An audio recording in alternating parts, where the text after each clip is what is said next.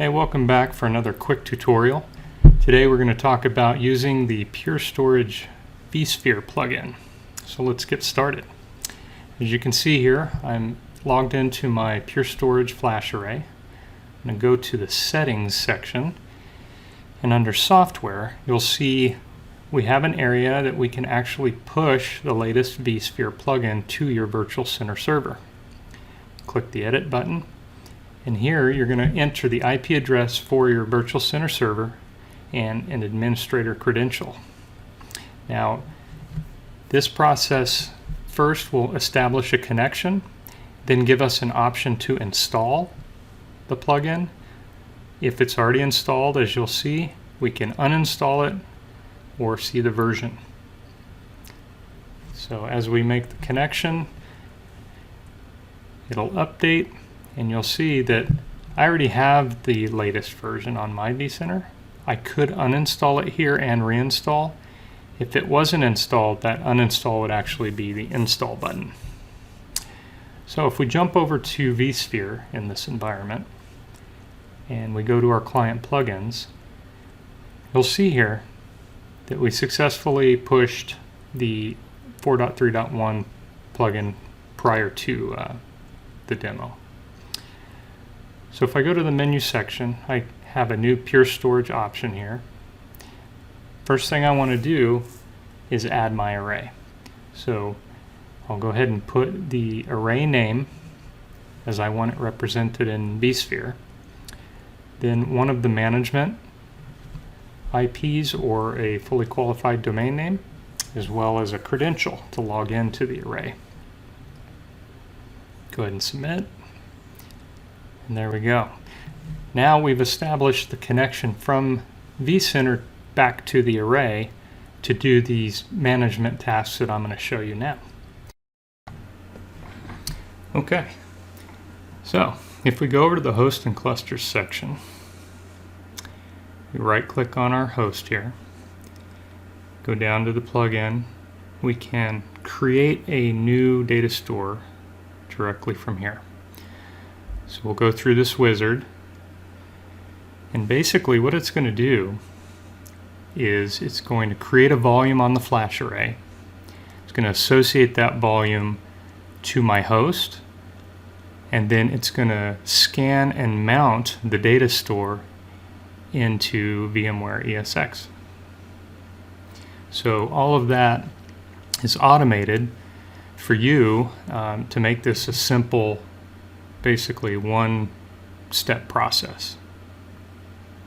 So here we go, we hit finish. All of that happens behind the scenes within seconds.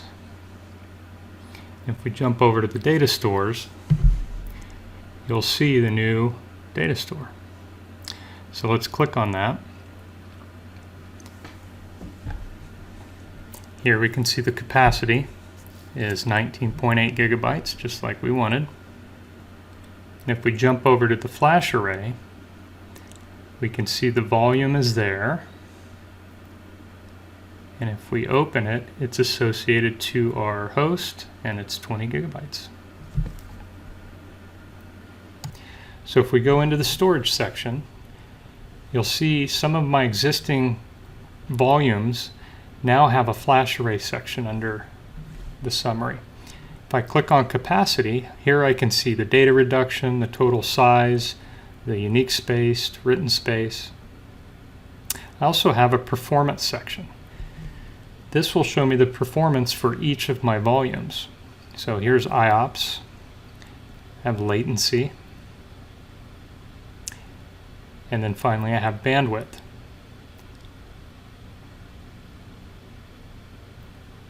And you'll notice I can change the range of what these metrics are by selecting this drop-down. All right, so back to the summary tab. I also have the ability to create and manage snapshots directly from vCenter. So you can see there's several snapshots on this volume.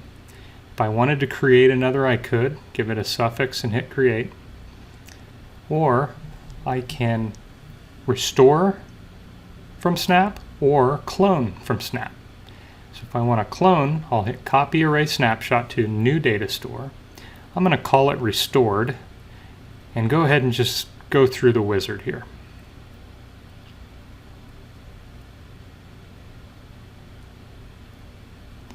Within a matter of seconds, it has cloned the volume on the flash array, rescanned the HVAs, and mounted this volume data store into the vCenter environment. You can see it right here.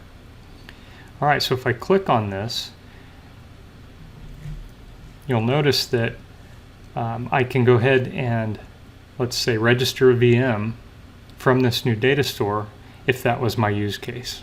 So just showing that it did actually clone that the previous data store.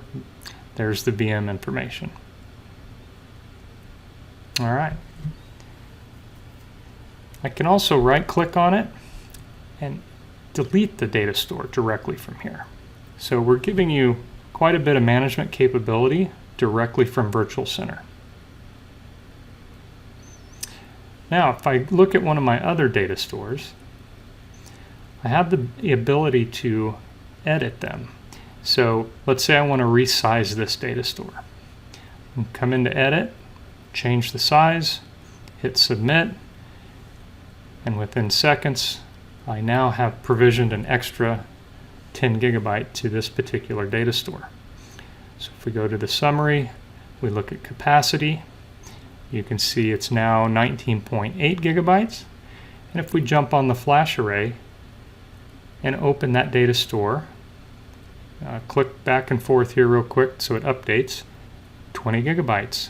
So you can manage directly from Virtual Center. Thanks for watching. I hope this was informative.